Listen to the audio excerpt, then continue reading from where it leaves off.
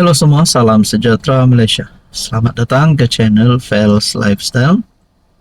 Terima kasih kerana terus setia dan terus bersama di dalam channel ini. Tuan-tuan dan puan-puannya, saya amat hormati.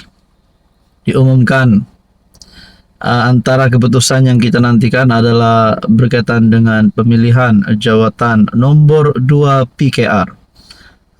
Mestilah ramai yang ternanti-nanti keputusannya. Sebelum ini memang sudah diumumkan Rafizi Ramli gagal untuk mempertahankan jawatan beliau. Kalah dengan anak kepada presiden.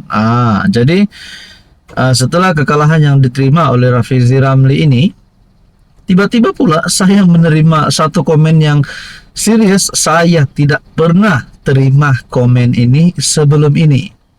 Saya tidak pernah mendengar parti ini parti rasuah.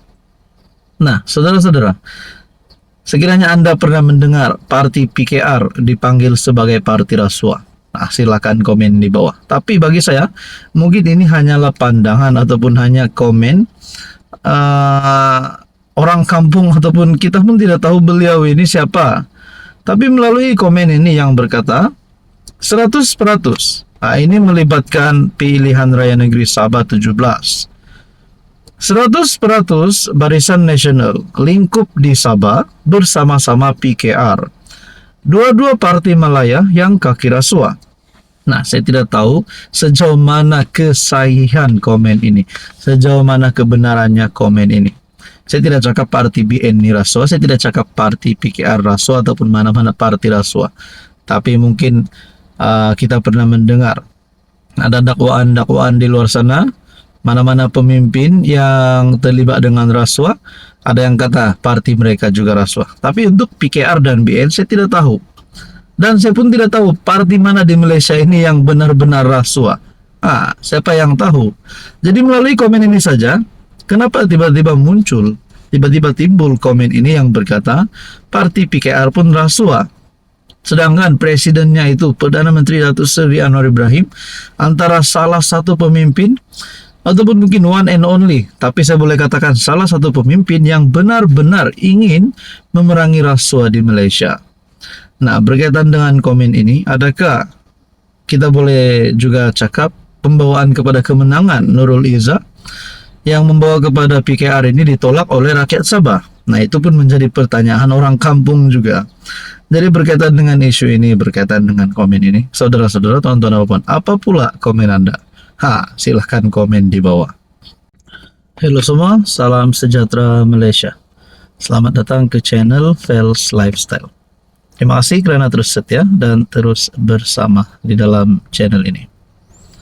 Setelah kemenangan Nurul Izzah bagi jawatan nombor 2 parti, setelah Rafizi Ramli kalah, ada satu pengakuan, bukan pengakuan daripada orang lain, tetapi pemimpin paling utama dalam PKR dan juga kerajaan, yaitu Presiden PKR sendiri, Perdana Menteri Malaysia Datuk Seri Anwar Ibrahim. Anwar dalam satu pengakuan yang amat besar, yang pasti mengejutkan seluruh kepimpinan PKR, mengejutkan terutamanya kepada Rafizi Ramli dan juga Nurul Izzah sebagai calon yang bertanding. Anwar Ibrahim sebut kedua-dua nama calon ini, termasuk Rafizi Ramli yang sudah beberapa penggal memegang jawatan ataupun sudah berapa lama memegang jawatan timbalan Presiden PKR, tapi akhirnya kalah dengan anak kepada Presiden parti. Nah, tapi ini pengakuan Anwar yang terbaru selepas keputusan pemilihan PKR. Anwar akui Rafizi, Nurul Izzah terlanjur dalam berkempen. Presiden PKR Anwar Ibrahim mengakui terdapat keterlanjuran ketika Rafizi dan Nurul Izzah berkempen dalam merebut jawatan timbalan Presiden parti. Nah, orang kampung nak tanyalah, apakah maksud keterlanjuran ini? Anwar menyifatkan keterlanjuran itu adalah satu kesilapan kecil dan kedua-dua pihak sewajarnya tidak menghukum antara satu sama lain. Adakah keterlanjuran ini salah laku daripada Rafizi ataupun salah laku daripada Nurul Izzah. Karena Anwar membuat pengakuan bahwa Rafizi dan Nurul Izzah terlanjur dalam berkempen. Maka kata dua-duanya ada ketelanjuran. Adakah ini melibatkan satu salah laku semasa berkempen kah? Ataupun mungkin keputusan itu tidak sahih. Oh, kalau nak cakap pemilihan balik mungkin pening kepala lah. Keluar kos lagi, masa lagi, tenaga lagi. Jadi saya rasa tiadalah berita untuk pemilihan semula. Tetapi kita tertanya-tanya apa sebenarnya ketelanjuran yang dinyatakan Anwar Ibrahim ini. Tapi apa yang penting, Anwar berkata, apa yang penting kita bersama dan kalau berkawan puluhan tahun, bergelut susah payah bersama dan menderita puluhan tahun, takkanlah dengan apa yang kita anggap kesilapan kecil itu tidak boleh dimaafkan. Nah, saudara-saudara, apa komen Anda? Halo semua, salam sejahtera Malaysia. Selamat datang ke channel Fels Lifestyle. Terima kasih kerana terus setia dan terus bersama di dalam channel ini. Berkaitan dengan banyak berita ataupun siri episod rasuah antara keputusan yang dinantikan terutamanya orang Sabah, terutamanya rakyat di negeri di bawah Bayu, adalah berkaitan dengan keputusan skandal rasuah Sabah. Ini adalah keputusan terkini SPRM. SPRM panggil semula individu terbabit video skandal rasuah Adun Sabah. Adakah bermakna semua yang terlibat akan dipanggil oleh SPRM? Semua nama-nama yang disebut termasuk Adun, termasuk pemimpin-pemimpin di dalam kerajaan negeri Sabah akan dipanggil. SPRM akan memanggil semula semua individu yang didakwa terlibat. Semua. Ketua Pesuruhjaya SPRM Tan Sri Azam Baki berkata, arahan itu susulan laporan forensik rakaman video skandal rasuah membabitkan Adun Sabah yang tular di laman media sosial.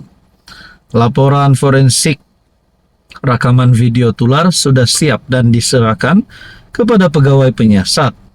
Laporan terbabit diserahkan kepada pegawai penyiasat sejak seminggu lalu. Artikel ini pada 22 Mei. Dalam pada itu, kepimpinan warisan pula berkata, Adun warisan yang mendakwa Azam sahkan video skandal Sabah tulen.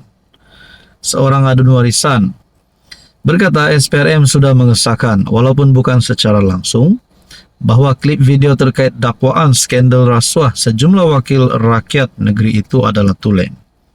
Menurut Justin Wong, mesej itu dapat dibaca melalui langkah SPRM mahu memanggil semua orang yang terlibat dalam klip video yang didedahkan. Kata Adun Sri Tanjung itu, walaupun Ketua Pesuruhjaya SPRM Azam Baki tidak mendedahkan hasil laporan forensik ke atas pita video berkenaan, namun langkah diambil sekarang boleh dianggap sebagai pengesahan ia adalah video tulen. Jadi pertanyaan seterusnya, adakah semua nama-nama Adun Adun yang disebut di dalam skandal rasuah Sabah ini akan melibatkan nama Ketua Menteri Sabah juga? Adakah dengan ini kerajaan negeri JRS mempunyai harapan untuk tumbang sekiranya keputusan ataupun sekiranya dapat disahkan mereka ini terlibat rasuah? Macam mana persediaan pilihan raya negeri ke-17? Jadi saudara-saudara, apa komen Anda?